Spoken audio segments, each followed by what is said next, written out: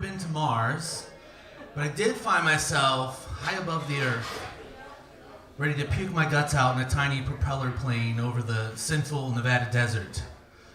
And in a previous life, before my nonprofit work, I worked in magazine publishing for an group of automotive magazines. I think I've told some stories around that before. Been to Vegas probably more times than I ever want to be there. Probably never go back again. But I'd go there a lot for trade shows and for to cover stories and whatnot. It's the trade show capital of the world, I think, pretty much. So we were there for a trade show one year, and my editor, she would line up these press junkets and little mini trips within our trade show week trip. So she said, she called me while we were down there, and she said, we're gonna go in a fighter plane. You're gonna ride in a fighter plane for a press junket. I'm like, oh, cool. So I envision like Top Gun, wearing a bomber jacket, and flying in some slick, fighter plane, with negative G's and whatever. And we get there. First of all, we get in the limo to go to the thing, and it's we go way out in the middle of the desert, like to this tiny little airport. Like it was like a shack in the middle of the desert, basically.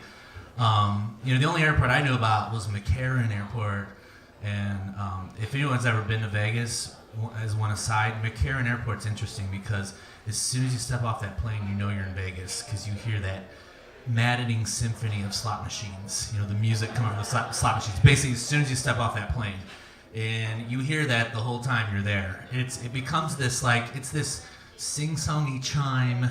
It sounds pleasant at first, but after 100 hours of it is maddening. So anyways, they drive us out to some tiny little airport in the middle of the desert, and I really didn't know what to expect. And so we weren't on fighter jets. We were on very tiny little Chinese fighter planes from World War II. I mean, literally the sides of them, you could pretty much probably just bend it with your hand. You could pretty much just press and put your hand through the entire plane if you pushed hard enough. So we get there, and that's my first level of apprehension. I'm really neurotic, and I'm like, oh shit, I'm gonna die out here in this little tiny plane. I'm gonna go out like Buddy Holly, right? Without the good songwriting. And so before we even enter the planes, we have to sign a waiver. Basically, they're not, first thing I heard, these are not FAA approved. Oh, thank you very much. That's great. And the next thing I learned was the guys flying the plane were like hobbyists. They were part of some plane club where they went out and they did formation and tricks and formation flying in these little replica World War II fighter planes. And then, I'm there dressed kind of like I am tonight because I was at a work event before here. So I'm basically in a full suit, and they're like, okay, put on this parachute. So I strapped this parachute backpack thing to my back, and I asked the guy, I'm like, well, we're getting any sort of training or whatever? He said, no. He goes, if it gets really bad, just walk out on the wing, jump, and pull the cord. I'm like, okay. Should I know anything beyond that? You'll know when it's time. I'm like, okay, when it's time, not if it's time. Damn it.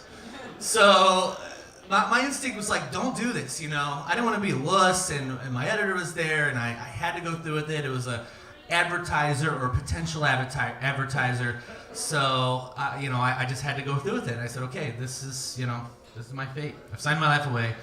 So we get into the plane, and before we get in the plane, he's like, okay, I got to start the plane first. And he walks up to the front of it. Basically, you just spin the propeller around. Like it's a freaking toy plane with a rubber band. You just spin the propeller around to start the engine. So he spins the propeller, we get in, and then he tells me, he's in the front and I'm in the back, and it's very little room. I think it's so tiny and cramped. I'm surrounded by Chinese controls and levers and switches, and I'm already a very claustrophobic person. I had to sit basically with my, completely scrunched up. And the guy says before we take off, he says, don't bump anything because this is a training plane and you can override my controls if you bump anything. So a knee spasm, okay, we're gonna die. So I'm scrunched up. And then, I'm like, let's make the most of this, okay? I'm in a suit with a backpack. I'm far from, Tom Cruise and Top Gun, but I make do. And so, we take off, and at first, we take off, and it's actually quite pleasant, very scenic view of the desert. We're floating around. It's like, this is kind of nice. This is kind of scenic, like a postcard. And then, without warning, he does a barrel roll. A couple of them. And I immediately felt like I was going to vomit. My body just is not used to that, of course. And we have these little headsets, so he's like, if you feel sick, don't use my bag, because it's a collector's item, because they had puke bags he's worried about me damaging his collector's item. So I'm like, all right, I'll just puke all over your controls. So while we're up there flying around, after the barrel roll, which he didn't tell me about, like a jerk, I open the window. There are little windows, and I'm opening the window and trying to hang my head out like a dog just to get some fresh air. So a couple thousand feet above the ground, and I'm trying to hang my head out, get some air in my face.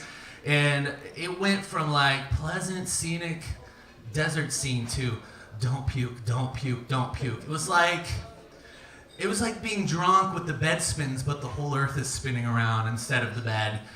And I just, I just tried to focus on not throwing up. And so we reached the end of our flight, basically.